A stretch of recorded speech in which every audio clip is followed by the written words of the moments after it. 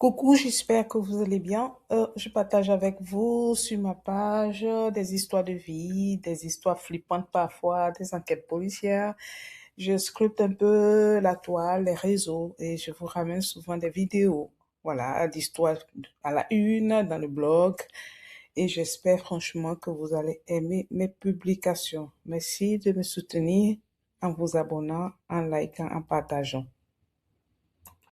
Robert et Michael Beaver, les frères meurtriers de Broken Arrow. L'affaire criminelle impliquant Robert Beaver et Michael Beaver débute tragiquement en 2015 à Broken Arrow, Oklahoma. Le 22 juillet, l'appel d'une jeune fille paniquée parvient au service d'urgence.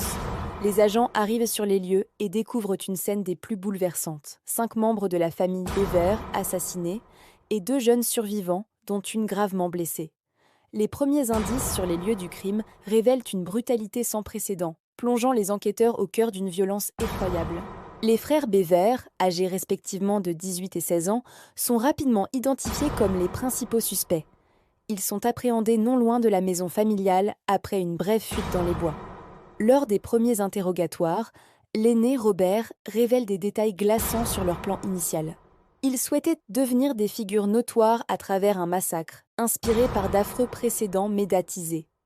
L'affaire prend une tournure encore plus sombre avec la découverte de journaux détaillant leurs projets. Éléments cruciaux en tant que preuve matérielle. L'enquête progresse et met en lumière les personnalités troublées des 2 garçons. Les témoignages de voisins et de proches révèlent une famille isolée, avec peu de contacts extérieurs, ce qui n'avait jusqu'alors éveillé aucun soupçon.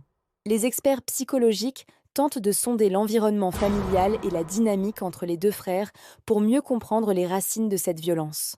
Cependant, aucune explication ne semble justifier l'ampleur de leur acte. Le procès de Robert Beaver commence en 2016.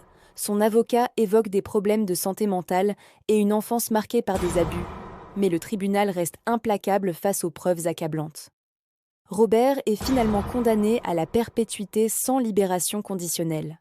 Le procès de Michael suit peu après. Bien que mineur au moment des faits, il est jugé comme un adulte.